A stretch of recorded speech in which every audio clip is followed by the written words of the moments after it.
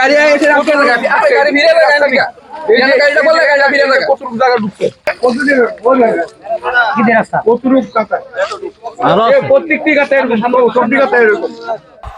যারা উন্নয়ন দেখতে পান না, একবারে ক্যাটারেক্ট অপারেশনটা আপনারা করিয়ে নিন। গত পরশুদিন একটা টমটম টিন নিয়ে যাচ্ছে, এই যে অ্যাক্সিডেন্টে একটা লোকের গলা কেটে গেছে, 7-8টা শিলে দেওয়া হয়েছে ওই লোকটাকে। তো ওই লোকটা কি বাঁচবে কি মরবে এটা ভগবান জানে। কিভাবে কাজ করছে ভাবাই যায় না। এত সুন্দর রাস্তা, আপনি মানে এত ভালো লাগছে এখানে। ওদিন আগে ঈদ বিছাই দিয়ে গেছে, মানে কোনো রকম সেপ্রেপ দিয়ে ইয়া করে গেছে গিয়ে সেটা বাস দিনও নাই, জল জমা থাকে। এই রাস্তা আমরা এই রাস্তা প্রচন্ড খারাপ, আর যা দীর্ঘ কয়েক মাস ধরে আমরা সরাবেড়া করতে পারতাছি না। গাড়ি হিরা জায়গা বিয়ারিং জায়গা রিং জায়গা, মানে কি অবস্থা। কাল কয়েকটা অ্যাক্সিডেন্ট হয়েছে, গলা 15টা শিলি লাগছে একজনের মহিলার।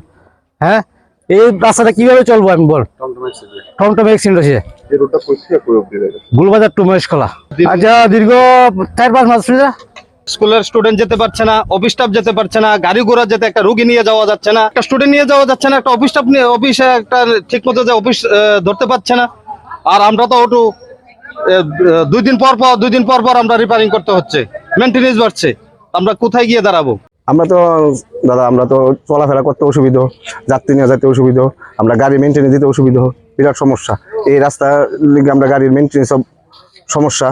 এখন ছাত্রছাত্রীরাও যাইতে অনেক সময় এমন জাম লাগে, দাদা আমরা যাওয়া আসা অনেক অসুবিধা হয়ে যাবে। এই যে আজকে ভাইয়া প্রায় 5-6 মাস ধরে এমন অবস্থা।